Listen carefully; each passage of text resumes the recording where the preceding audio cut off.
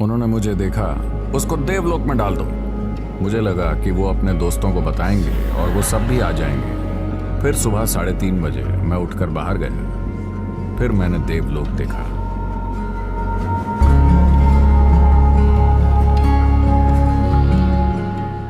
मुझे आपको देवलोक जाने का अपना अनुभव बताना चाहिए।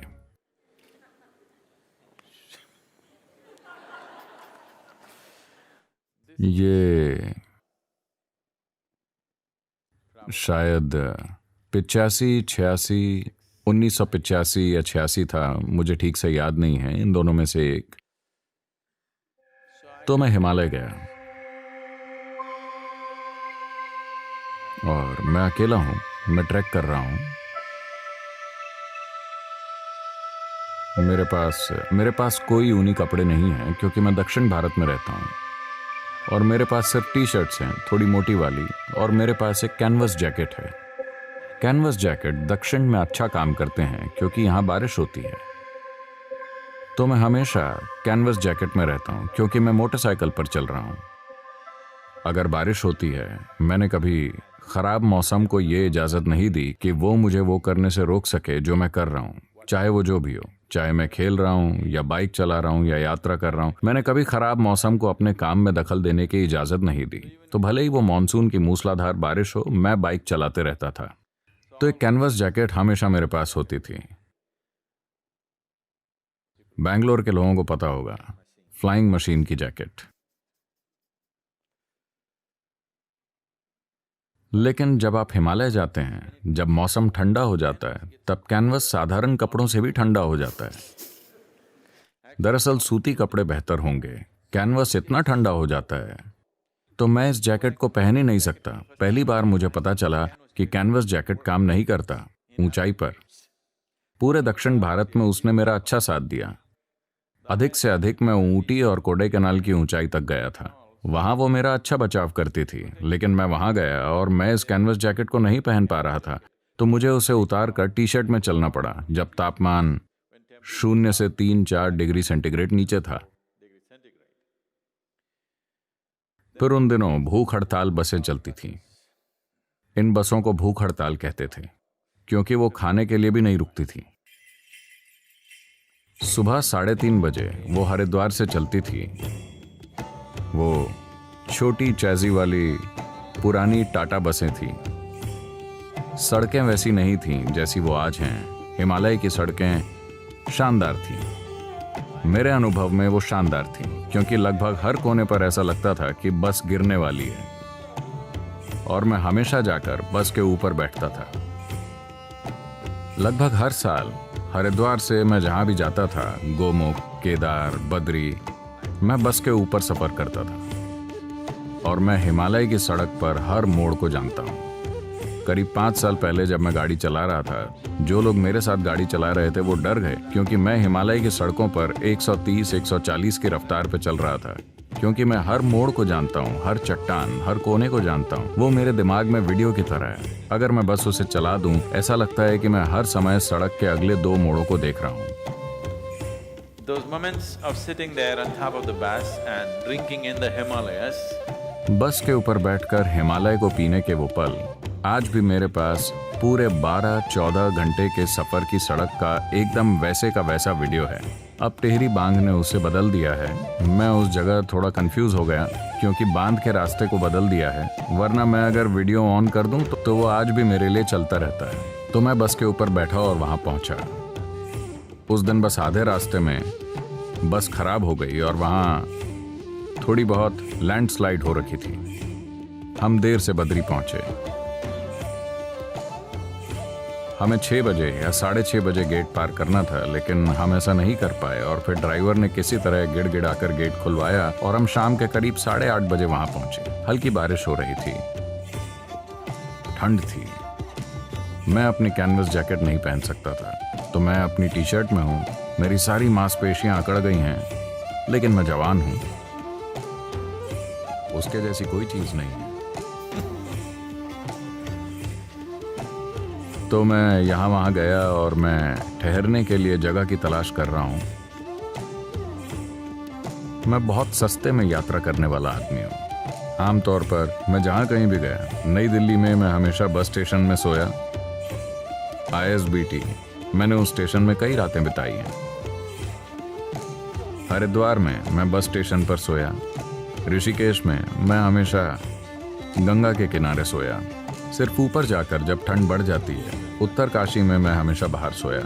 जब मैं और ऊपर ठंड में जाता था, सिर्फ तभी मुझे किसी जगह की जरूरत पड़ती थी।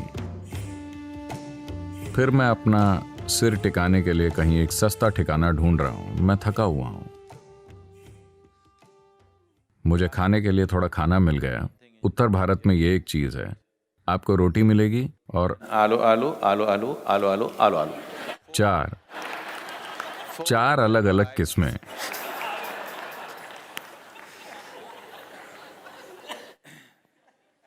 20-25 दिन की यात्रा में सिर्फ आलू आपके दिमाग में लटकता रहता है। दक्षिण भारतीय होने के नाते आप आतुर होकर यह उम्मीद कर रहे हैं कि कहीं ना कहीं थोड़ा चावल और रसम मिल जाए जिसे आप सुड़क सकें, जो भोजन जैसा लगता है।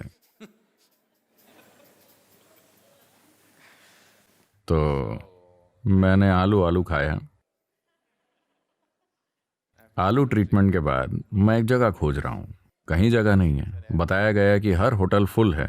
उस समय इतने सारे नहीं थे, बस 1-2। वो सब भरे हुए थे। फिर मैं एक आश्रम में गया।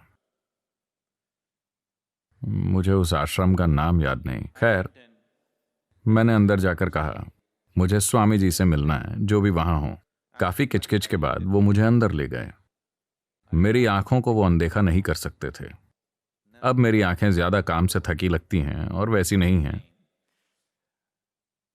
मेरी दाढ़ी नहीं थी, लेकिन मेरी आंखें ऐसी थीं जिसे वो अनदेखा नहीं कर सकते थे। तो वो मुझे अंदर ले गए। फिर मैं वहां गया। 2 वाकई अच्छे बड़े स्वामी, पूरे नारंगी कपड़े, लंबी दाढ़ी। उन्होंने ऐसा किया। मैंने जाकर कहा, मैं दक्षिण से आया हूं और मेरे पास लेटने की जगह नहीं है और मैं पूरा भीगा हुआ हूं। मेरी टी शर्ट गीली है। मैं इसे बदल भी नहीं सकता क्योंकि मेरे सामान में सारे कपड़े गीले हो चुके हैं। मुझे लेटने के लिए एक जगह चाहिए। उन्होंने मुझे देखा। तुम क्या करते हो, ये वो। मैंने कहा, मुझे जो पता है मैंने उसे सिखाना शुरू किया है। उसको देवलोक में डाल दो। और मैंने सोचा, अरे वाह, क्या किस्मत है मेरी। वो मुझे देवलोक में डालने वाले हैं। देवलोक में डाल दो। सारी कहानियां जो आपने देवलोक के बारे में सुनी हैं। मैं गया। वो मुझे एक बिल्डिंग के अंदर ले गए, ऐसे ऐसे गली के अंदर गली। फिर उन्होंने मुझे एक कमरा दिया।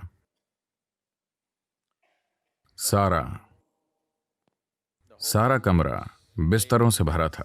वहां कोई नहीं था। तो मैंने जाकर कहा, धन्यवाद, और अपना बैग नीचे रख दिया। मैं बस लेटना चाहता था।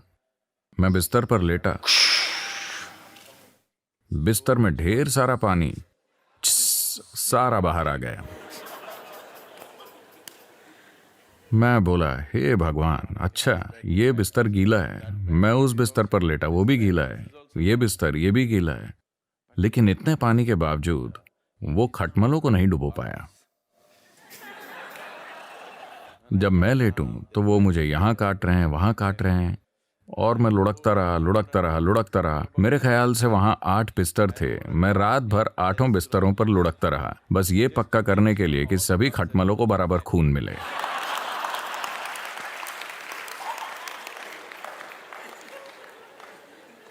मैं कम से कम एक बिस्तर में रह सकता था। एक बार पेट भरने के बाद शायद वो भी सो जाते, लेकिन मुझे लगा कि वो अपने दोस्तों को बताएंगे और वो सब भी आ जाएंगे। मैं बस उन्हें थोड़ा कंफ्यूज करना चाहता था। यहां लेटकर, वहां लेटकर, वहां लेटकर। फिर मैं सुबह 3:30 के बाद सो नहीं पाया। खटमलों का ट्रीटमेंट और ठंडा बिस्तर, पानीदार बिस्तर, ठंडा नहीं, गीला, नम नहीं, पूरी तरह से। यूं कि अगर आप उस पर लेटेंगे तो आपके कपड़े तरबतर हो जाएंगे, आपके अंडरवियर समेत सब कुछ उस ठंड में गीले हो गए। तो फिर सुबह 3:30 बजे मैं उठा और बाहर गया। फिर मैंने देवलोक देखा। मैं बिल्कुल सोया नहीं था और मैंने सोचा कि मैं बस थोड़ी चाय पीऊंगा। मैं बेपरवाही से बस यूं ही टहल रहा था। फिर मैंने ऊपर देखा, पूरी घाटी में घुप अंधेरा है। सिर्फ पहाड़ की चोटी सफेद और सुनहरी थी। सूरज कहीं और से उसे प्रकाशित कर रहा था। मेरे आंसू निकल पड़े। फिर मैं जान गया कि मैं देवलोक में था। नहीं, ये हमारा लोक है जो इतना सुंदर है कि आपको देवलोक जाने की जरूरत नहीं है। तो ये देवलोक का मेरा अनुभव था।